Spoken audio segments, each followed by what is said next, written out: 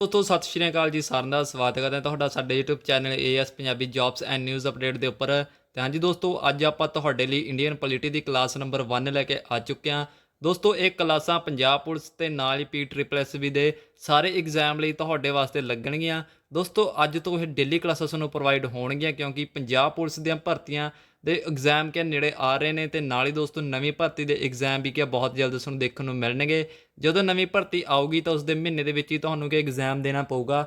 ਇਸ ਕਰਕੇ ਉਸ ਸਮੇਂ ਕਿ ਤੁਸੀਂ ਤਿਆਰੀ ਨਹੀਂ ਕਰ ਪਾਵੋਗੇ। ਇਸ ਕਰਕੇ ਆਪਣੀ ਤਿਆਰੀ ਨਾਲ ਕਿ ਕੰਟੀਨਿਊ ਰੱਖਣ ਵਾਸਤੇ ਤੁਹਾਡੇ ਵਾਸਤੇ ਇਹ ਕਿ ਕਲਾਸਾਂ ਦੋਸਤੋ ਹੁਣ ਰੈਗੂਲਰ ਲੱਗਣਗੀਆਂ। ਦੋਸਤੋ ਇਹ ਕਲਾਸਾਂ ਜੀ ਪੰਜਾਬ ਪੁਲਿਸ ਕਾਂਸਟੇਬਲ ਤੇ ਨਾਲ ਹੀ SI ਤੇ ਹੈੱਡ ਕਾਂਸਟੇਬਲ ਵਾਲੀ ਕਿ ਲਗਾ ਸਕਦੇ ਨੇ। ਤੇ ਨਾਲ ਹੀ ਦੋਸਤੋ PSSB clerk, forest guard, FCI ਸਾਰਿਆਂ ਵਾਸਤੇ ਇਹ ਕਲਾਸਾਂ ਕਿ ਇੰਪੋਰਟੈਂਟ ਨੇ। ਕਿਸੇ ਇੱਕ ਵਾਸਤੇ ਕਲਾਸ ਨਹੀਂ ਹੈਗੇ, ਸਾਰੇ ਕੈਂਡੀਡੇਟਸ ਨੂੰ ਕਿ ਲਗਾ ਸਕਦੇ ਨੇ। तो दोस्तों अज आप इंडियन पॉलिटी की क्लास नंबर 1 किया शुरू करांगे। दोस्तों सारी थोनों थ्योरी दे विच क्लास प्रोवाइड होगी। उस तो बाद आप 4 ਤੋਂ 5 क्लासा लगा के तुहाडे MCQ लई करांगे। तुहाडा टैसट एक तरह का वही करूगा। तो उस तो बाद फिर आप अगलियां क्लासा क्या थ्योरी दे विच लगा के उन्हों का भी क्या टैसट लई करांगे। तो हाँ जी दोस्तों, ज़्यादा समय ना लैंदे अज दी वधदे हां क्लास नंबर 1 की तरफ। तो तुहानूं सारी मैं थ्योरी समझाऊँगा। थ्योरी तुसीं चंगी तरह समझनी है। तो जिहड़ी PDF आ ये तुसीं खुद क्या नोट करने की कोशिश करनी है। अपनी कॉपी के उपर तुसीं नोटिस बनाने ने ਤਾਂ ਕਿ ਤੁਸੀਂ ਜਦੋਂ ਇਸ ਨੂੰ ਰੀਡ ਕਰੋਗੇ ਤਾਂ ਤੁਹਾਨੂੰ ਕਿ ਜਲਦੀ ਕਿ ਆਸਾਨੀ ਨਾਲ ਯਾਦ ਹੋ ਪਾਵੇ। ਤਾਂ ਜੀ ਦੋਸਤੋ, ਇੰਡੀਅਨ ਪੋਲਿਟੀ ਵੀ ਇੱਕ ਬਹੁਤ ਹੀ ਇੰਪੋਰਟੈਂਟ ਟੌਪਿਕ ਆ, ਕਿਉਂਕਿ ਇਹਦੇ ਵਿੱਚ ਕਿ ਬਹੁਤ ਸਾਰੇ ਸਵਾਲ ਆਉਂਦੇ ਨੇ। ਇਸ ਕਰਕੇ ਪਹਿਲਾਂ ਆਪਾਂ ਇਹ ਡਿਸਕਸ ਕਰਾਂਗੇ। ਪੋਲੀਟੀਕਲ ਦੇ ਵਿੱਚ ਆਪਾਂ ਨੇ ਦੋਸਤੋ ਜ਼ਿਆਦਾਤਰ ਕਨਸਟੀਟਿਊਸ਼ਨ ਯਾਨੀ ਕਿ ਆਪਣਾ ਸੰਵਿਧਾਨ ਹੀ ਪੜ੍ਹਨਾ ਹੁੰਦਾ। ਤੇ ਸੰਵਿਧਾਨ ਦੇ ਕੇਵਲ ਕਿ 22 ਭਾਗ ਨੇ ਜਿਹੜੇ ਕਿ ਆਪਾਂ ਆਸਾਨੀ ਨਾਲ ਪੜ੍ਹ ਸਕਦੇ ਹਾਂ। ਤੇ ਬਾਕੀ ਜੇ ਕੁਝ ਹੋਰ ਹੋਊਗਾ ਤਾਂ ਉਹ ਵੀ ਤੁਹਾਨੂੰ ਇੰਡੀਅਨ ਪੋਲਿਟੀ ਦੇ ਵਿੱਚ ਕਿਆ ਕਰਾ ਦਿੱਤਾ ਜਾਊਗਾ। ਤਾਂ ਹਾਂਜੀ ਦੋਸਤੋ, ਸਿੱਧਾ ਚੱਲਦੇ ਹਾਂ ਅੱਜ ਦੀ ਕਲਾਸ ਦੇ ਵੱਲ। ਤੇ ਤੁਹਾਨੂੰ ਸਾਰੀ ਥਿਊਰੀ ਮੈਂ ਕਿ ਕਵਰ ਕਰਾ ਦੂੰਗਾ। ਨੋਟਿਸ ਦੋਸਤੋ ਇੰਗਲਿਸ਼ ਦੇ ਵਿੱਚ ਨੇ, ਬਸ ਤੁਹਾਨੂੰ ਸਾਰਾ ਕੀ ਪੰਜਾਬੀ ਦੇ ਵਿੱਚ ਸਮਝਾਇਆ ਜਾਊਗਾ। ਇਸ ਕਰਕੇ ਤੁਹਾਨੂੰ ਕੋਈ ਟੈਨਸ਼ਨ ਲੈਣ ਦੀ ਜ਼ਰੂਰਤ ਨਹੀਂ ਹੈਗੀ। ਤਾਂ ਹੀ ਦੋਸਤੋ ਦੇਖੋ, ਇੱਥੇ ਲਿਖਿਆ ਗਿਆ in order to run the society there are 3 principal organs. ਤਾਂ ਹਾਂਜੀ ਦੋਸਤੋ, ਜਿਹੜੀ ਸੁਸਾਇਟੀ ਜਾਣੀ ਕਿ ਸਮਾਜ ਦੇ ਵਿੱਚ ਆਪਾਂ ਰਹਿੰਦੇ ਹਾਂ ਤਾਂ ਉਸ ਨੂੰ ਚਲਾਉਣ ਵਾਸਤੇ ਇੱਕ ਆਪਾਂ ਨੂੰ 3 ਤਰੀਕੇ ਦੀਆਂ ਚੀਜ਼ਾਂ ਦੀ ਲੋੜ ਪੈਂਦੀ ਆ। ਜੇ ਇਹ 3 ਚੀਜ਼ਾਂ ਨਾ ਹੋਣ ਤਾਂ ਆਪਣੀ ਜਿਹੜੀ ਸੁਸਾਇਟੀ ਆ ਉਹ ਸਹੀ ਢੰਗ ਨਾਲ ਕਿ ਨਹੀਂ ਚੱਲੂਗੀ। ਤੇ ਦੋਸਤੋ ਇਹਨਾਂ ਨੂੰ ਆਪਾਂ ਕਹਿੰਦੇ ਹਾਂ ਜੀ ਲੈਜਿਸਲੇਚਰ ਯਾਨੀ ਕਿ ਵਿਧਾਨ ਸਭਾ, ਐਗਜ਼ੀਕਿਊਟਿਵ ਯਾਨੀ ਕਿ ਕਾਰਜਪਾਲਿਕਾ, ਤੇ ਜੁਡੀਸ਼ਰੀ ਯਾਨੀ ਕਿ ਦੋਸਤੋ ਨਿਆਂਪਾਲਿਕਾ।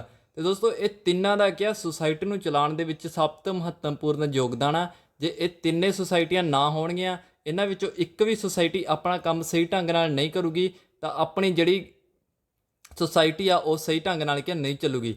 ਇਸ ਕਰਕੇ ਤੁਹਾਨੂੰ ਪੁੱਛਿਆ ਜਾ ਸਕਦਾ ਕਿ ਕਿਹੜੀਆਂ 3 ਔਰਗਨਸ ਨੇ ਜਿਹੜੀਆਂ ਕਿ ਆਪਣੀ ਸੁਸਾਇਟੀ ਨੂੰ ਚਲਾਉਣ ਵਿੱਚ ਹੈਲਪ ਕਰਦੀਆਂ ਨੇ। ਤਾਂ ਤੁਸੀਂ ਦੋਸਤੋ ਲਿਖਣਾ ਲੈਜਿਸਲੇਚਰ, ਐਗਜ਼ੀਕਿਊਟਿਵ ਤੇ ਜੁਡੀਸ਼ਰੀ। ਤਾਂ ਜੀ ਦੋਸਤੋ ਇਹ ਤਿੰਨੇ ਤੁਸੀਂ ਕਿ ਯਾਦ ਰੱਖਣੀਆਂ ਨੇ। ਤੇ ਨਾਲੇ ਦੋਸਤੋ ਤੁਹਾਨੂੰ ਦੱਸ ਦਿੰਦੇ ਇਹਨਾਂ ਦੇ ਕੰਮ ਕੀ ਨੇ। ਵਿਧਾਨ ਪਾਲਿਕਾ ਕੀ ਕੰਮ ਕਰਦੀ ਆ, ਕਾਰਜਪਾਲਿਕਾ ਕੀ ਕੰਮ ਕਰਦੀ ਆ, ਤੇ ਨਿਆਂਪਾਲਿਕਾ ਕੀ ਕੰਮ ਕਰਦੀ ਆ। ਤਾਂ ਜੀ ਦੋਸਤੋ ਇੱਥੋਂ ਦੇਖੋ ਮੈਂ ਲਿਖਿਆ ਨੀਚੇ ਕਿ ਲੈਜਿਸਲੇਚਰ ਫॉर ਲਾਅ ਮੇਕਿੰਗ।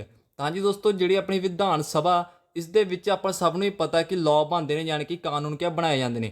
ਤੇ ਦੋਸਤੋ ਇਸ ਨੂੰ ਆਪਾਂ ਪਾਰਲੀਮੈਂਟ ਵੀ ਕਹਿ ਦਿੰਦੇ ਹਾਂ ਯਾਨੀ ਕਿ ਸੰਸਦ। ਤਾਂ ਦੋਸਤੋ ਪਾਰਲੀਮੈਂਟ ਸੰਸਦ ਦਾ ਹੀ ਆਪਾਂ ਕਿਹਾ ਹਿੱਸਾ ਹੁੰਦਾ, ਆਪਾਂ ਇਸ ਨੂੰ ਸੰਸਦ ਵੀ ਕਿਆ ਕਹਿ ਦਿੰਦੇ ਹਾਂ। ਤੇ ਦੋਸਤੋ ਲੈਜਿਸਲੇਚਰ ਦੇ ਵਿੱਚ ਕਿਆ ਕਾਨੂੰਨ ਬਣਦੇ ਨੇ। ਕੋਈ ਵੀ ਕਾਨੂੰਨ ਜਿਵੇਂ ਕਿ ਖੇਤੀ ਕਾਨੂੰਨ ਜਾਂ ਕੋਈ ਹੋਰ ਕਾਨੂੰਨ ਆ ਤਾਂ ਉਹ ਸਾਰੇ ਕਿਆ ਆਪਣੀ ਵਿਧਾਨ ਸਭਾ ਪਾਰਲੀਮੈਂਟ ਦੇ ਵਿੱਚ ਹੀ ਕਿਆ ਬਣਦੇ ਹੁੰਦੇ ਨੇ। ਤੇ ਦੋਸਤੋ ਜਿੱਦਾਂ ਕਿ ਤੁਹਾਨੂੰ ਪਤਾ ਹੀ ਹੈ ਕਿ ਆਪਣੇ ਜਿਹੜੇ ਬਜਟ ਵਗੈਰਾ ਵੀ ਪਾਸ ਹੁੰਦੇ ਨੇ ਤਾਂ ਉਹ ਵੀ ਕਿਆ ਪਾਰਲੀਮੈਂਟ ਦੇ ਵਿੱਚ ਹੀ ਹੁੰਦੇ ਨੇ। ਤਾਂ ਲੈਜਿਸਲੇਚਰ ਕੀ ਕੰਮ ਕਰਦੀ ਆ, ਆਪਣਾ ਕਾਨੂੰਨ ਬਣਾਉਣ ਦਾ ਕਿਆ ਕੰਮ ਕਰਦੀ ਆ। ਤੇ ਨਾਲ ਹੀ ਦੋਸਤੋ ਗੱਲ ਕਰੀ ਜੀ ਐਗਜ਼ੀਕਿਊਟਿਵ ਦੀ, ਤਾਂ ਦੋਸਤੋ ਜਿਹੜੇ ਲਾਅ ਬਣ ਚੁੱਕੇ ਨੇ ਉਹਨਾਂ ਨੂੰ ਕਿਆ ਇੰਪਲੀਮੈਂਟ ਕਰਨਾ ਯਾਨੀ ਕਿ ਉਸ ਨੂੰ ਸਹੀ ਤਰੀਕੇ ਨਾਲ ਲਾਗੂ ਕਿਵੇਂ ਕੀਤਾ ਜਾਊਗਾ, ਇਹ ਸਾਰਾ ਕੰਮ ਐਗਜ਼ੀਕਿਊਟਿਵ ਦਾ ਹੁੰਦਾ ਯਾਨੀ ਕਿ ਕਾਰਜਪਾਲਿਕਾ। ਦੋਸਤੋ ਨਾਮ ਤੋਂ ਸਪਸ਼ਟ ਹੋ ਜਾਂਦਾ ਕਿ ਕਾਰਜ ਯਾਨੀ ਕਿ ਕੰਮ ਕਰਨਾ। ਤਾਂ ਦੋਸਤੋ ਇਸਨੇ ਇਹੀ ਕੰਮ ਕਰਨਾ ਕਿ ਜਿਹੜੇ ਲਾਅ ਵਿਧਾਨ ਸਭਾ ਨੇ ਬਣਾਏ ਨੇ ਉਹ ਸਾਰਿਆਂ ਨੂੰ ਇੰਪਲੀਮੈਂਟ ਯਾਨੀ ਕਿ ਲਾਗੂ ਕਰੂਗੀ। ਤੇ ਸਹੀ ਢੰਗ ਨਾਲ ਇਸਨੇ ਕਿਹਾ ਲਾਗੂ ਕਰਦੇ ਨੇ। ਜੇ ਇਹ ਸਹੀ ਢੰਗ ਨਾਲ ਲਾਗੂ ਕਿਹਾ ਨਹੀਂ ਕਰੂਗੀ ਤਾਂ ਆਪਾਂ ਨੂੰ ਕਿਹਾ ਸਹੀ ਤਰੀਕੇ ਨਾਲ ਲਾਅ ਆ ਜਿਹੜਾ ਉਹ ਸਮਝ ਕੇ ਨਹੀਂ ਆਊਗਾ। ਤਾਂ ਮੰਨ ਲਓ ਕਿ ਲੈਜਿਸਲੇਚਰ ਨੇ ਲਾਅ ਪਾਸ ਕਰ ਦਿੱਤਾ ਕੋਈ ਕਾਨੂੰਨ ਨੂੰ ਲੈ ਕੇ ਕਿ ਯਾਰ ਚੋਰੀ ਦੇ ਖਿਲਾਫ। ਤਾਂ ਦੋਸਤੋ ਜਿਹੜਾ ਇਹ ਕਾਨੂੰਨ ਹੈ ਇਹ ਚੋਰੀ ਦੇ ਖਿਲਾਫ ਜਦੋਂ ਪਾਸ ਕੀਤਾ ਗਿਆ ਤਾਂ ਇਸ ਨੂੰ ਅੱਗੇ ਲਾਗੂ ਜਿਹੜਾ ਦੋਸਤੋ ਕਰਨਾ ਉਹ ਇੰਪਲੀਮੈਂਟ ਗਿਆ ਐਗਜ਼ੀਕਿਊਟਿਵ ਦਾ ਕੰਮ ਹੋ ਜਾਂਦਾ। ਤੇ ਦੋਸਤੋ ਇਸ ਐਗਜ਼ੀਕਿਊਟਿਵ ਨੂੰ ਹੀ ਕਿਆ ਪਾਸ ਕਰਾਇਆ ਜਾਊਗਾ। ਤੇ ਇਹ ਐਗਜ਼ੀਕਿਊਟਿਵ ਦਾ ਅੱਗੇ ਹੱਕ ਆ ਕਿ ਉਹ ਇਸ ਨੂੰ ਕਿਆ ਸਹੀ ਢੰਗ ਨਾਲ ਕਿਆ ਲਾਗੂ ਕਰੇ।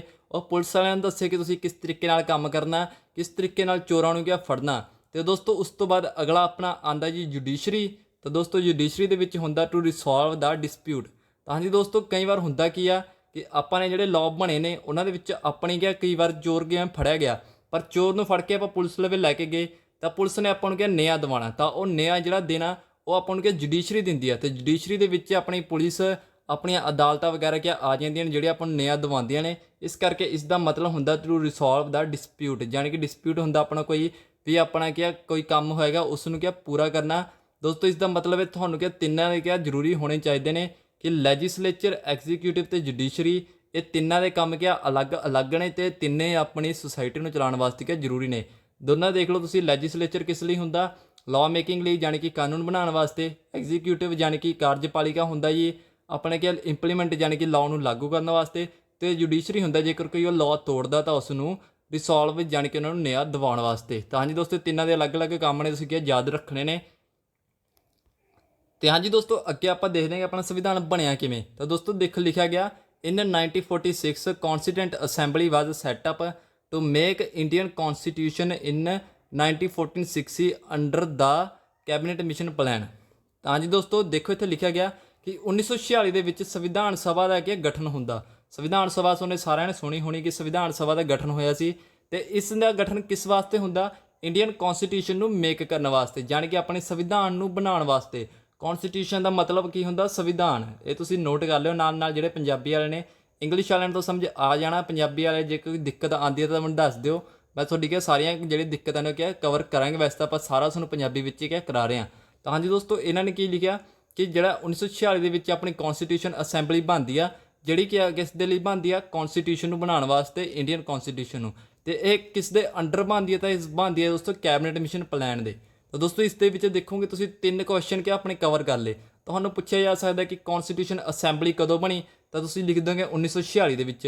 ਤੇ ਦੂਜਾ ਤੁਹਾਨੂੰ ਪੁੱਛਿਆ ਜਾ ਸਕਦਾ ਕਿ ਕੌਂਸਟੀਟਿਊਂਟ ਅਸੈਂਬਲੀ ਯਾਨੀ ਕਿ ਸੰਵਿਧਾਨ ਸਭਾ ਬਣੀ ਕਿਸ ਲਈ, ਤਾਂ ਤੁਸੀਂ ਲਿਖ ਦੋਗੇ ਇੰਡੀਅਨ ਕੌਂਸਟੀਟਿਊਸ਼ਨ ਬਣਾਉਣ ਵਾਸਤੇ, ਯਾਨੀ ਕਿ ਇੰਡੀਅਨ ਸੰਵਿਧਾਨ ਬਣਾਉਣ ਵਾਸਤੇ। ਤੇ ਦੂਜਾ ਤੁਹਾਨੂੰ ਪੁੱਛਿਆ ਜਾ ਸਕਦਾ ਕਿ ਇੰਡੀਅਨ ਕੌਂਸਟੀਟਿਊਸ਼ਨ ਬਣਾਉਣ ਵਾਸਤੇ ਕਿਸ ਲਈ ਅਸੈਂਬਲੀ ਬਣੀ, ਤਾਂ ਤੁਸੀਂ ਕਹਿ ਦੋਗੇ ਸੰਵਿਧਾਨ ਸਭਾ।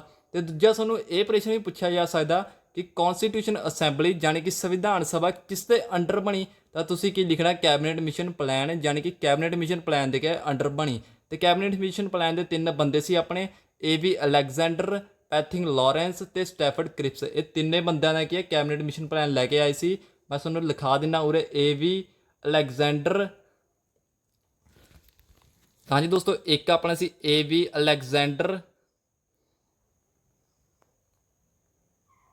ਪੈਥਿਕ ਲਾਰੈਂਸ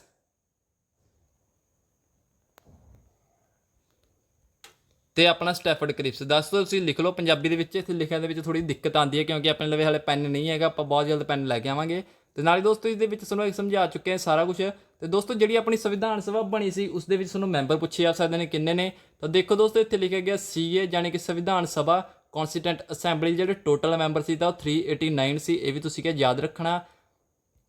ਤੇ ਨਾਲ ਹੀ ਦੋਸਤੋ ਦੇਖੋ ਅੱਗੇ ਲਿਖਿਆ ਗਿਆ in 9 December 1946 CA first session was set up and temporary president was Sachchidananda Sinha. ਤਾਂ ਹਾਂਜੀ ਦੋਸਤੋ ਇੱਥੇ ਲਿਖਿਆ ਗਿਆ ਕਿ 9 ਦਸੰਬਰ 1946 ਨੂੰ ਫਸਟ ਸੈਸ਼ਨ ਹੋਇਆ ਸੰਵਿਧਾਨ ਸਭਾ ਦਾ। ਤੇ ਇਸ ਦੇ ਵਿੱਚ ਜਿਹੜਾ ਆਪਣਾ ਟੈਂਪਰੇਰੀ ਪ੍ਰੈਜ਼ੀਡੈਂਟ ਆ ਉਹ ਸਚਿਦਾਨੰਦ ਸਿਨਾ ਬਣਾਇਆ ਗਿਆ। ਦੋਸਤੋ ਸੰਵਿਧਾਨ ਸਭਾ ਤਾਂ ਬਣ ਗਈ, ਉਸਦੇ ਮੈਂਬਰ ਵੀ ਬਣ ਗਏ, ਪਰ ਮੈਂਬਰਾਂ ਨੂੰ ਸਹੀ ਤਰੀਕੇ ਨਾਲ ਗਾਈਡੈਂਸ ਕਰਨ ਲਈ ਆਪਾਂ ਨੂੰ ਕੋਈ ਨਾ ਕੋਈ ਪ੍ਰਧਾਨ ਕੀ ਚਾਹੀਦਾ ਸੀ। ਉਸ ਸਮੇਂ ਪ੍ਰਧਾਨ ਕੀ ਆ ਮੈਜੋਰਟੀ ਦੇ ਤੌਰ ਤੇ ਬਣਾਉਣ ਦੀ ਕੀ ਜ਼ਰੂਰਤ ਸੀ, ਕਿਉਂਕਿ ਵੋਟਾਂ ਪਾਉਣ ਵਾਸਤੇ ਕੀ ਔਖਾ ਹੋ ਗਿਆ ਸੀ। ਸਾਰੇ ਕਹਿ ਰਹੇ ਸੀ ਕਿ ਮੈਂ ਪ੍ਰਧਾਨ ਬਣ ਜਾ, ਮੈਂ ਪ੍ਰਧਾਨ ਬਣ ਜਾ। ਪਰ ਕੀ ਉੱਥੇ ਕਿਸੇ ਨੂੰ ਕੀ ਮੈਜੋਰਟੀ ਦਾ ਕੰਮ ਵਰਤਿਆ ਗਿਆ ਕਿ ਆਪਾਂ ਨੂੰ ਕੋਈ ਕੀ ਮਤਲਬ ਸੀਨੀਅਰ ਬੰਦਾ ਜਿਹੜਾ ਉਹ ਕੀ ਸੰਵਿਧਾਨ ਬਣਾਉਣਾ, ਉਹ ਕੀ ਆਪਾਂ ਨੂੰ ਪ੍ਰਧਾਨ ਬਣਾਉਣਾ ਚਾਹੀਦਾ। ਤੇ ਉਸੇ ਦੌਰਾਨ ਕੀ ਫਸਟ ਸੈਸ਼ਨ ਹੋਇਆ ਜਦੋਂ ਸੀਏ ਦਾ ਸੰਵਿਧਾਨ ਸਭਾ ਦਾ 1946 ਦੇ ਵਿੱਚ। ਤਾਂ ਉਸ ਦਾ ਜਿਹੜਾ ਟੈਂਪਰੇਰੀ ਪ੍ਰੈਜ਼ੀਡੈਂਟ ਸੀ ਉਹ ਸਚਿਦਾਨੰਦ ਸਿਨੇ ਸੀ। ਉਹਨਾਂ ਨੇ ਕਿਹਾ ਵੀ ਚਲੋ ਇਹ ਸੈਸ਼ਨ ਦੇ ਵਿੱਚ ਆਪਾਂ ਸਚਿਦਾਨੰਦ ਸਿਨੇ ਨੂੰ ਕਿਹਾ ਪ੍ਰੈਜ਼ੀਡੈਂਟ ਬਣਾ ਦਿੰਦੇ ਹਾਂ, ਇਸ ਤੋਂ ਬਾਅਦ ਆਪਾਂ ਵੋਟਾਂ ਪਵਾ ਲਾਂਗੇ ਤੇ ਉਸ ਤੋਂ ਬਾਅਦ ਜਿਹੜੇ ਪ੍ਰੈਜ਼ੀਡੈਂਟ ਬਣੂਗਾ ਉਹ ਆਪਣਾ ਕਿਹਾ ਪਰਮਾਨੈਂਟ ਪ੍ਰੈਜ਼ੀਡੈਂਟ ਹੋ ਜਾਊਗਾ। ਤੇ ਦੋਸਤੋ ਇਸ ਦੇ ਵਿੱਚ ਤੁਹਾਨੂੰ ਕੀ ਪੁੱਛਿਆ ਜਾ ਸਕਦਾ ਕਿ ਫਸਟ ਸੈਸ਼ਨ ਕਦੋਂ ਹੋਇਆ, ਤਾਂ ਤੁਸੀਂ ਲਿਖਣਾ 9 ਦਸੰਬਰ 1946 ਨੂੰ। ਤੇ ਉਸ ਤੋਂ ਬਾਅਦ ਤੁਹਾਨੂੰ ਪੁੱਛ ਸਕਦੇ ਨੇ ਕਿ ਟੈਂਪਰੇਰੀ ਪ੍ਰੈਜ਼ੀਡੈਂਟ ਕੌਣ ਸੀ, ਤਾਂ ਸਚਿਦਾਨੰਦ ਸਿਨੇ। ਤੇ ਤੁਹਾਨੂੰ ਪੁੱਛ ਸਕਦੇ ਕਿ ਫਸਟ ਸੈਸ਼ਨ ਦੇ ਵਿੱਚ ਆਪਣਾ ਪ੍ਰੈਜ਼ੀਡੈਂਟ ਕੌਣ ਸੀ, ਤਾਂ ਉਹ ਸੀ ਆਪਣੇ ਸਚਿਦਾਨੰਦ ਸਿਨੇ ਜੀ। ਤਾਂ ਜੀ ਦੋਸਤੋ ਅੱਗੇ ਦੇਖੋ ਕੀ ਲਿਖਿਆ ਗਿਆ and in 11 December 1946 CA took second session and president was Rajendra Prasad and vice president was Harendra Coomar Mookerjee ਤੇ and adviser was BN Rao. ਤਾਂ ਜੀ ਦੋਸਤੋ ਦੇਖੋ ਇੱਥੇ ਫਿਰ ਆਪਾਂ ਨੂੰ ਫਸਟ ਸੈਸ਼ਨ ਪਤਾ ਸੀ 9 ਦਸੰਬਰ ਨੂੰ ਹੋਇਆ। ਉਸ ਤੋਂ ਬਾਅਦ ਸੈਕਿੰਡ ਸੈਸ਼ਨ ਹੋਇਆ ਜੀ 11 ਦਸੰਬਰ 1946 ਨੂੰ। ਤੇ ਇਸ ਦੇ ਦੌਰਾਨ ਜਿਹੜਾ ਆਪਣਾ ਮਤਲਬ ਪ੍ਰੈਜ਼ੀਡੈਂਟ ਸੀ, ਜਿਹੜਾ ਪਰਮਾਨੈਂਟ ਪ੍ਰੈਜ਼ੀਡੈਂਟ ਬਣਾਇਆ ਗਿਆ ਉਹ ਬਣਾਇਆ ਗਿਆ ਰਜਿੰਦਰ ਪ੍ਰਸਾਦ ਨੂੰ। ਤਾਂ ਜੀ ਦੋਸਤੋ ਇੱਥੇ ਦੇਖ ਸਕਦੇ ਹੋ ਆਪਣੇ ਕਿ ਜਿਹੜੇ ਫਸਟ ਪ੍ਰੈਜ਼ੀਡੈਂਟ ਸੀ ਤੇ ਫਸਟ ਉਹੀ ਪ੍ਰੈਜ਼ੀਡੈਂਟ ਸੀ ਆਪਣੇ ਸੀਏ ਦੇ ਜਿਹੜੇ ਪਰਮਾਨੈਂਟ ਪ੍ਰੈਜ਼ੀਡੈਂਟ ਸੀ ਉਹ ਸੀ ਆਪਣੇ ਰਜਿੰਦਰ ਪ੍ਰਸਾਦ, ਤੇ ਇਹਨਾਂ ਨੂੰ ਸੈਕੰਡ ਸੈਸ਼ਨ ਦੇ ਵਿੱਚ ਕਿਹਾ ਪਰਮਾਨੈਂਟ ਪ੍ਰੈਜ਼ੀਡੈਂਟ ਬਣਾਇਆ ਗਿਆ ਸੰਵਿਧਾਨ ਸਭਾ ਦਾ। ਤੇ ਦੋਸਤੋ ਜਿਹੜੇ ਵਾਈਸ ਪ੍ਰੈਜ਼ੀਡੈਂਟ ਸੀ ਤੇ ਉਹਨੂੰ ਐਚ.ਸੀ. ਮੁਖਰਜੀ, ਤੁਹਾਡੇ ਸਾਰਿਆਂ ਨੇ ਨਾਂ ਸੁਣਿਆ ਹੋਣਾ, ਤਾਂ ਉਹ ਸੀ ਜੀ। ਤੇ ਨਾਲ ਹੀ ਦੋਸਤੋ ਉਹਨਾਂ ਦੇ ਜਿਹੜੇ ਐਡਵਾਈਜ਼ਰ ਸੀ ਤਾਂ ਉਹ ਬੀ.ਐਨ.ਕੇ. ਰਾਓ ਸੀ। ਇਹ ਵੀ ਤੁਸੀਂ ਕਿਹਾ ਯਾਦ ਰੱਖਣਾ ਕਿ ਸੰਵਿਧਾਨ ਸਭਾ ਦੇ ਜਿਹੜੇ ਪਰਮਾਨੈਂਟ ਪ੍ਰੈਜ਼ੀਡੈਂਟ ਸੀ ਉਹ ਸੀ ਰਜਿੰਦਰ ਪ੍ਰਸਾਦ, ਵਾਈਸ ਪ੍ਰੈਜ਼ੀਡੈਂਟ ਐਚ.ਸੀ. ਰਾਓ ਮੁਖਰਜੀ, ਤੇ ਜਿਹੜੇ ਆਪਣੇ ਐਡਵਾਈਜ਼ਰ ਸੀ ਉਹ ਬੀ.ਐਨ.ਕੇ. ਰਾਓ ਸੀ। ਤੇ ਦੋਸਤੋ ਅੱਗੇ ਲਿਖਿਆ ਗਿਆ ਕਿ 13 ਦਸੰਬਰ 1946 Jawahar Lal Nehru passed objective resolution ਇਨ ਕੌਨਸਟੀਟਿਊਸ਼ਨ ਅਸੈਂਬਲੀ। ਤਾਂ ਹਾਂਜੀ ਦੋਸਤੋ 13 ਦਸੰਬਰ 1946 ਨੂੰ ਜਵਾਹਰ ਲਾਲ ਨਹਿਰੂ ਵੱਲੋਂ ਕਿਹਾ ਆਬਜੈਕਟਿਵ ਰੈਜ਼ੋਲੂਸ਼ਨ ਕਿਹਾ ਪਾਸ ਕੀਤਾ ਜਾਂਦਾ ਕੌਨਸਟੀਟਿਊਸ਼ਨ ਅਸੈਂਬਲੀ ਦੇ ਵਿੱਚ। ਇਹ ਵੀ ਤੁਸੀਂ ਕਿਹਾ ਯਾਦ ਰੱਖਣਾ। ਤੇ ਦੋਸਤੋ ਅੱਗੇ ਲਿਖਿਆ ਗਿਆ देयर वर 22 ਕਮੇਟੀਜ਼ ਇਨ ਸੀਏ। ਦੋਸਤੋ ਲਿਖਿਆ ਗਿਆ ਕਿ 22 ਕਮੇਟੀਆਂ ਸੀਏ ਦੇ ਵਿੱਚ ਸਨ, ਤੇ ਜਿਹੜੀਆਂ ਇਹਨਾਂ 22 ਕਮੇਟੀਆਂ ਨੇ ਇਹਨਾਂ ਵਿੱਚ ਇੰਪੋਰਟੈਂਟ ਕਮੇਟੀਆਂ ਜਿਹੜੀਆਂ ਉਹ ਕਿ ਥੱਲੇ ਲਿਖੇ ਸਕਦੇ ਆ। ਤੇ ਦੋਸਤੋ ਇਸ ਦੇ ਵਿੱਚ ਤੁਹਾਨੂੰ ਕੀ ਪੁੱਛਿਆ ਜਾ ਸਕਦਾ ਕਿ ਸੀਏ ਯਾਨੀ ਕਿ ਸੰਵਿਧਾਨ ਸਭਾ ਦੇ ਵਿੱਚ ਕਿੰਨੀਆਂ ਟੋਟਲ ਕਮੇਟੀਆਂ ਸੀ, ਤਾਂ ਤੁਸੀਂ ਕੀ ਟਿਕ ਲਗਾਉਣੀ ਆ 22 ਕਮੇਟੀਆਂ ਸੀ। ਦੋਸਤੋ ਇਹਨਾਂ ਸਾਰਿਆਂ ਤੁਹਾਡਾ ਬਾਅਦ ਚੋਂ ਕਿਹਾ ਮੌਕ ਟੈਸਟ ਹੋਊਗਾ, ਇਸ ਕਰਕੇ ਤੁਸੀਂ ਧਿਆਨ ਨਾਲ ਕਲਾਸ ਕਿਆ ਲਗਾਉਣੀ ਹੈ ਤੇ ਨਾਲ ਕਿਆ ਲਿਖਦੇ ਜਾਣਾ। ਤਾਂ ਜੀ ਦੋਸਤੋ ਇਹ ਆਪਣੀ ਕੁਝ ਕਿਆ ਇੰਪੋਰਟੈਂਟ ਕਮੇਟੀਆਂ ਨੇ। ਤਾਂ ਦੇਖ ਲਓ ਦੋਸਤੋ ਇੱਥੋਂ ਸਾਨੂੰ ਪਹਿਲੀ ਕਮੇਟੀ ਕਿਹੜੀ ਆ, union power committee, union constitution committee. ਤਾਂ ਜੀ ਦੋਸਤੋ ਇਹਦੇ ਜਿਹੜੇ ਪ੍ਰਧਾਨ ਸੀ ਉਹ ਜਵਾਹਰ ਲਾਲ ਨਹਿਰੂ ਸੀ, ਯੂਨੀਅਨ ਪਾਵਰ ਕਮੇਟੀ ਤੇ ਯੂਨੀਅਨ ਕੌਨਸਟੀਟਿਊਸ਼ਨ ਕਮੇਟੀ ਦੇ। ਨਾਲ ਹੀ ਦੋਸਤੋ fundamental rights and exclusive area ਔਰ ਟ੍ਰਿਬਲਸ। ਦੋਸਤੋ ਫੰਡਾਮੈਂਟਲ ਰਾਈਟ ਤੇ ਆਪਣੇ ਜਿਹੜੇ ਪਿਛੜੇ ਹੋਏ ਏਰੀਆ ਤੇ ਟ੍ਰਿਬਲਸ ਨੇ ਉਹਨਾਂ ਦੇ ਜਿਹੜੇ ਆਪਣੇ ਪ੍ਰਧਾਨ ਸੀ ਉਹ ਕੌਣ ਸੀ, ਸਰਦਾਰ ਪਟੇਲ। ਤਾਂ ਇਹ ਕਮੇਟੀ ਦੇ ਜਿਹੜੇ ਪ੍ਰਧਾਨ ਨੇ ਇਹ ਸਰਦਾਰ ਪਟੇਲ ਨੇ। ਤੇ ਦੋਸਤੋ ਅੱਗੇ ਚੱਲੀਏ ਤਾਂ ਦੋਸਤੋ ਡਰਾਫਟ ਕਮੇਟੀ, ਜਾਣੀ ਕਿ ਆਪਾਂ ਸੁਣਿਆ ਹੀ ਹੋਣਾ ਕਿ ਖਰੜਾ ਕਮੇਟੀ, ਡਰਾਫਟ ਕਮੇਟੀ, ਤਾਂ ਇਹਦੇ ਪ੍ਰਧਾਨ ਸੀ ਜਿਹੜੇ ਉਹ ਬੀ.ਆਰ. ਅੰਬੇਦਕਰ ਸੀ। ਤੇ ਦੋਸਤੋ ਫਲੈਗ ਕਮੇਟੀ ਦੇ ਪ੍ਰਧਾਨ ਸੀ ਜੇ.ਬੀ. ਕਿਰਪਲਾਨੀ। ਹਾਊਸ ਕਮੇਟੀ ਦੇ ਪ੍ਰਧਾਨ ਸੀ ਪਤੀਵਾਲ ਸੀਤਾਰਮਈਆ, ਤੇ ਫਾਈਨਾਂਸ ਐਂਡ ਸਟਾਫ ਕਮੇਟੀ ਦੇ ਪ੍ਰਧਾਨ ਸੀ ਰਜਿੰਦਰ ਪ੍ਰਸਾਦ। ਤਾਂ ਦੋਸਤੋ ਇਹ ਸੁਣਿਆ ਜਿਹੜੀਆਂ ਸਾਰੀਆਂ ਕਮੇਟੀਆਂ ਨੇ ਇਹ ਵੀ ਕਿਆ ਯਾਦ ਰੱਖਣੀਆਂ ਨੇ, ਕਿਉਂਕਿ ਇਹਨਾਂ ਦੇ ਵਿੱਚ ਵੀ ਤੁਹਾਨੂੰ ਪ੍ਰਸ਼ਨ ਕਿਆ ਪੁੱਛੇ ਜਾ ਸਕਦੇ ਨੇ। ਇਹ ਜਿਹੜੀਆਂ ਕਮੇਟੀਆਂ ਨੇ ਸੁਣ ਕੇ ਆਪਾਂ ਮਤਲਬ ਸਾਫ਼-ਸਾਫ਼ ਲਿਖਾ ਚੁੱਕੇ ਹਾਂ, ਜਿਹੜੀਆਂ ਕਿ ਇੰਪੋਰਟੈਂਟ ਕਮੇਟੀਆਂ ਇੱਥੇ ਕਿਆ ਲਿਖਾ ਚੁੱਕੇ ਹਾਂ। ਵੈਸੇ 22 ਕਮੇਟੀਆਂ ਨੇ ਪਰ ਇੰਨੀਆਂ ਯਾਦ ਕਰਨ ਦੀ ਜ਼ਰੂਰਤ ਨਹੀਂ, ਜਿਹੜੇ ਤੁਹਾਨੂੰ ਲਿਖਾਈਆਂ ਨੇ ਇਹਨਾਂ ਵਿੱਚ ਹੀ ਕਿਆ ਤੁਹਾਨੂੰ ਪ੍ਰਸ਼ਨ ਆ ਜਾਊਗਾ। ਤੇ ਦੋਸਤੋ ਅੱਗੇ ਲਿਖਿਆ ਗਿਆ ਕਿ ਆਪਣੇ ਕੌਨਸਟੀਟਿਊਸ਼ਨ ਬਣਨ 'ਤੇ ਕਿੰਨਾ ਸਮਾਂ ਲੱਗਿਆ। ਤਾਂ ਦੇਖੋ ਦੋਸਤੋ ਇੱਥੇ ਲਿਖਿਆ ਗਿਆ 2 ਸਾਲ 11 ਮਹੀਨੇ 18 ਦਿਨ ਕਿਆ ਆਪਣੇ ਕੌਨਸਟੀਟਿਊਸ਼ਨ ਬਣਨ 'ਤੇ ਲੱਗਦੇ ਨੇ। ਤੇ 26 ਨਵੰਬਰ 1949 ਨੂੰ ਆਪਣਾ ਕੌਨਸਟੀਟਿਊਸ਼ਨ ਰੈਡੀ ਹੋ ਜਾਂਦਾ, 26 ਜਨਵਰੀ 1950 ਨੂੰ ਇਹ ਕਿਆ ਲਾਗੂ ਹੋ ਜਾਂਦਾ। ਤੇ ਦੋਸਤੋ ਇਹ ਵੀ ਤੁਹਾਨੂੰ ਯਾਦ ਰੱਖਣਾ ਕਿ ਸੰਵਿਧਾਨ ਸਭਾ ਨੇ ਕਿੰਨਾ ਸਮਾਂ ਲਿੱਤਾ ਆਪਣਾ ਕੌਨਸਟੀਟਿਊਸ਼ਨ ਯਾਨੀ ਕਿ ਸੰਵਿਧਾਨ ਬਣਾਉਣ ਵਾਸਤੇ। ਤਾਂ ਤੁਸੀਂ ਯਾਦ ਰੱਖਣਾ 2 ਸਾਲ 11 ਮਹੀਨੇ ਤੇ 18 ਦਿਨ, ਤੇ 26 ਨਵੰਬਰ 1949 ਨੂੰ ਆਪਣਾ ਜਿਹੜਾ ਕੌਨਸਟੀਟਿਊਸ਼ਨ ਯਾਨੀ ਕਿ ਸੰਵਿਧਾਨ ਆ ਉਹ ਬਣ ਕੇ ਕਿਆ ਤਿਆਰ ਹੋ ਚੁੱਕਿਆ ਸੀ, ਤੇ 26 ਜਨਵਰੀ 1950 ਨੂੰ ਇਹ ਕਿਆ ਲਾਗੂ ਹੋ ਗਿਆ ਸੀ। ਤਾਂ ਜੀ ਦੋਸਤੋ ਸਮ ਇੰਪੋਰਟੈਂਟ ਡੇਟਸ ਜਿਹੜੀਆਂ ਹੋਰ ਇੰਪੋਰਟੈਂਟ ਡੇਟਸ ਨੇ ਮੈਂ ਤੁਹਾਨੂੰ ਉਹ ਵੀ ਕਿ ਇੱਥੇ ਲਿਖਾ ਦਿੱਤੀਆਂ ਨੇ, ਇਹ ਵੀ ਤੁਸੀਂ ਕਿ ਯਾਦ ਰੱਖਣਾ। ਇਹਨਾਂ ਦੇ ਵਿੱਚ ਕੀ ਆ ਪ੍ਰਸ਼ਨ ਆ ਸਕਦੇ ਨੇ, ਜਿਵੇਂ ਕਿ ਇੱਥੇ ਲਿਖਿਆ ਗਿਆ ਸੀਏ ਅਡੋਪਟ ਆਵਰ ਨੈਸ਼ਨਲ ਫਲੈਗ, ਕਿ ਆਪਣਾ ਜਿਹੜਾ ਪਹਿਲੀ ਵਾਰ ਜਿਹੜਾ ਨੈਸ਼ਨਲ ਫਲੈਗ ਆ ਉਹ ਸੰਵਿਧਾਨ ਸਭਾ ਨੇ ਕਦੋਂ ਸਵੀਕਾਰ ਕਰਿਆ, ਵੀ ਕਿਸ ਤਰੀਕ ਨੂੰ ਸੰਵਿਧਾਨ ਸਭਾ ਨੇ ਉਹਨੂੰ ਮਨਜ਼ੂਰੀ ਦਿੱਤੀ ਕਿ ਹਾਂ ਇਹ ਆਪਣਾ ਨੈਸ਼ਨਲ ਫਲੈਗ ਆ। ਤਾਂ ਉਹ ਦਿਨ ਸੀ ਜੀ 22 ਜੁਲਾਈ 1947 ਨੂੰ ਆਪਣਾ ਕਿਹਾ ਨੈਸ਼ਨਲ ਫਲੈਗ ਨੂੰ ਕਿਹਾ ਮਨਜ਼ੂਰੀ ਦਿੱਤੀ ਗਈ ਸੀ, ਯਾਨੀ ਕਿ ਆਪਣੇ ਰਾਸ਼ਟਰੀ ਝੰਡੇ ਨੂੰ ਕਿਹਾ ਮਨਜ਼ੂਰੀ ਦਿੱਤੀ ਗਈ ਸੀ 22 ਜੁਲਾਈ 1947 ਨੂੰ।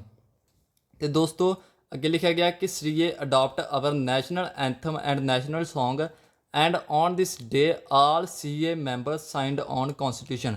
ਤਾਂ ਜੀ ਦੋਸਤੋ 24 ਜਨਵਰੀ 1950 ਯਾਨੀ ਕਿ ਸੰਵਿਧਾਨ ਬਣਨ ਤੋਂ ਲਾਗੂ ਹੋਣ ਤੋਂ 2 ਦਿਨ ਪਹਿਲਾਂ, ਤਾਂ ਜੀ ਦੋਸਤੋ 24 ਜਨਵਰੀ 1950 ਯਾਨੀ ਕਿ ਸੰਵਿਧਾਨ ਲਾਗੂ ਹੋਣ ਤੋਂ 2 ਦਿਨ ਪਹਿਲਾਂ ਹੀ ਆਪਣੇ ਜਿਹੜੇ ਸੰਵਿਧਾਨ ਸਭਾ ਨੇ ਆਪਣਾ ਨੈਸ਼ਨਲ ਜਿਹੜਾ ਐਂਥਮ ਆ ਉਹ ਤੇ ਨੈਸ਼ਨਲ ਸੌਂਗ ਕਿਆ ਅਡੋਪਟ ਕੀਤੇ, ਤੇ ਨਾਲ ਹੀ ਜਿਹੜੇ ਮੈਂਬਰਾਂ ਨੇ ਕਿਹਾ ਸੀਗਾ ਸੰਵਿਧਾਨ ਸਭਾ ਦੇ ਆਖਰੀ ਵਾਰ ਕਿਹਾ ਸਾਈਨ ਵੀ ਕਿਆ ਕਰ ਦਿੱਤੇ। ਤੇ ਨਾਲ ਹੀ ਦੋਸਤੋ 28 ਜਨਵਰੀ 1950 ਨੂੰ ਸੀਏ ਨੇ ਆਪਣਾ ਕਿਹਾ ਸੁਪਰੀਮ ਕੋਰਟ ਵੀ ਕਿਹਾ ਲਾਗੂ ਕਰ ਦਿੱਤਾ 28 ਜਨਵਰੀ 1950 ਨੂੰ।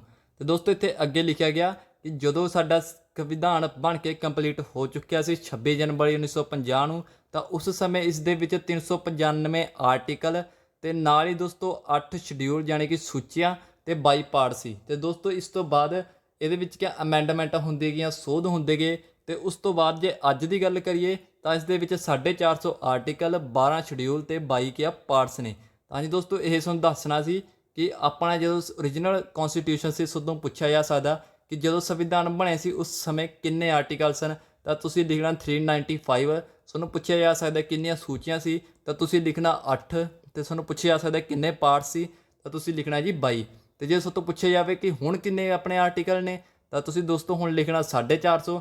ਜੇ ਪੁੱਛਿਆ ਜਾਏ ਕਿ ਹੁਣ ਕਿੰਨੀਆਂ ਸੂਚੀਆਂ ਨੇ ਤਾਂ ਤੁਸੀਂ ਦੱਸਣਾ ਕਿ 12 ਤੇ ਪਾਰਟਸ ਦਾ ਆਪਣੀ ਕੀ 22 ਹੋਣੇ। ਤਾਂ ਜੀ ਦੋਸਤੋ ਇਹੀ ਤੁਹਾਨੂੰ ਕਿ ਅੱਜ ਦੀ ਕਲਾਸ ਦੇ ਵਿੱਚ ਸਮਝਾਉਣਾ ਸੀ। ਆਸ ਕਰਦੇ ਹਾਂ ਕਿ ਤੁਹਾਨੂੰ ਕਲਾਸ ਕੀ ਵਧੀਆ ਲੱਗੀ ਹੋਊਗੀ। ਤੇ ਦੋਸਤੋ ਦੱਸਿਓ ਕਿ ਤੁਹਾਨੂੰ ਇਹ ਥਿਊਰੀ ਕੀ ਸੈੱਟ ਲੱਗੀ ਜਾਂ ਫਿਰ ਆਪਾਂ MCQ ਸਟਾਰਟ ਕਰੀਏ, ਕਮੈਂਟਾਂ ਦੇ ਵਿੱਚ ਕਿ ਜ਼ਰੂਰ ਦੱਸਿਓ। ਬਾਕੀ ਦੋਸਤੋ ਜੇ ਕਲਾਸ ਵਧੀਆ ਲੱਗੀ ਤਾਂ ਵੀਡੀਓ ਲਾਈਕ ਕਰਕੇ ਆਪਣੇ ਦੋਸਤਾਂ ਨਾਲ ਕਿ ਜ਼ਰੂਰ ਸ਼ੇਅਰ ਕਰ ਦਿਓ। ਦੋਸਤੋ ਜੇ ਥਿਊਰੀ ਤੁਸੀਂ ਕਰ ਲਓਗੇ ਤਾਂ ਤੁਸੀਂ ਕਿ ਕਦੇ ਵੀ ਮਾਤ ਨਹੀਂ ਖਾਓਗੇ, ਇਸ ਕਰਕੇ ਆਪਾਂ ਤੁਹਾਨੂੰ ਥਿਊਰੀ ਕਰਾ ਰਹੇ ਸੀ। ਤੇ ਕੱਲ੍ਹ ਨੂੰ ਤੁਹਾਨੂੰ ਇਸ ਦੀ ਦੂਸਰੀ ਕਲਾਸ ਮਿਲ ਜੂਗੀ। ਜੇ ਤੁਸੀਂ ਕਹੋਗੇ ਤਾਂ ਤੁਹਾਨੂੰ ਕਿ MCQ ਬਣਾ ਕੇ ਕਰਾ ਦਾਂਗੇ। ਬਾਕੀ ਇਸ ਤਰੀਕੇ ਨਾਲ ਕਰੋਗੇ ਤਾਂ ਜ਼ਿਆਦਾ ਬੈਟਰ ਆ। ਬਾਕੀ ਦੋਸਤੋ ਅੱਜ ਦੀ ਵੀਡੀਓ ਵਿੱਚ ਇੰਨਾ ਹੀ ਜੀ। ਮਿਲਦੇ ਹਾਂ ਨੈਕਸਟ ਵੀਡੀਓ ਵਿੱਚ, ਤੱਕ ਦੇ ਲਈ ਧੰਨਵਾਦ।